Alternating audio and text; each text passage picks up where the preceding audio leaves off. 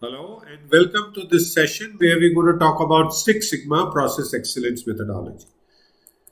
I'm your coach and mentor, management coach and mentor with 40 years of experience in people development.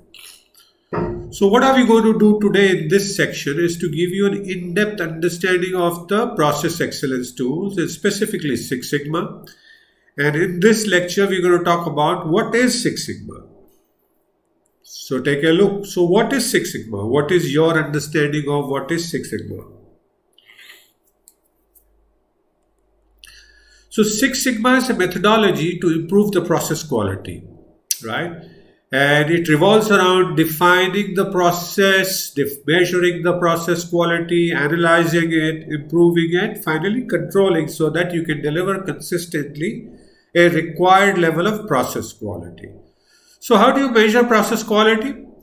So process quality is measured in terms of defects produced per million of pieces produced, millions of pieces of either products, services, or the solutions produced, or in terms of yield. Yield is 1 minus the defect level. So at the lowest possible level, your process quality could be highly inconsistent. You could be having defects of 690,000 out of a billion pieces, and your yield could be as low as about 30.85%. That means around 69% of your products are defective. As you go up, the quality goes up and the defects reduce and the yield improves. At 2 level, the defect level reduces to 308,000 millions defects per million. Yield improves to 69%.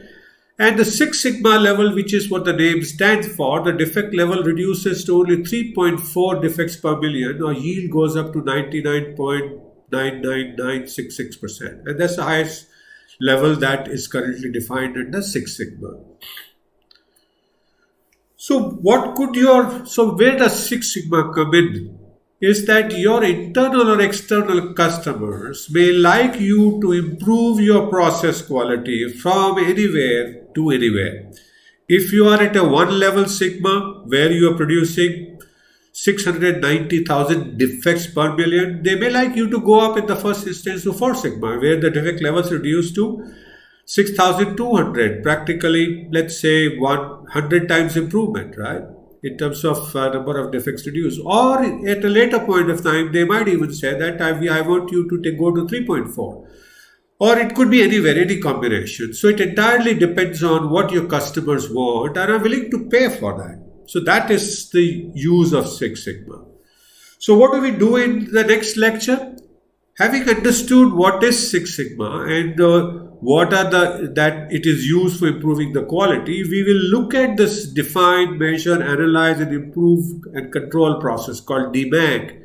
How can this be used to improve the process quality from 1 Sigma to 6 Sigma or 1 Sigma to 4 Sigma as you would like or your customers would you like to do?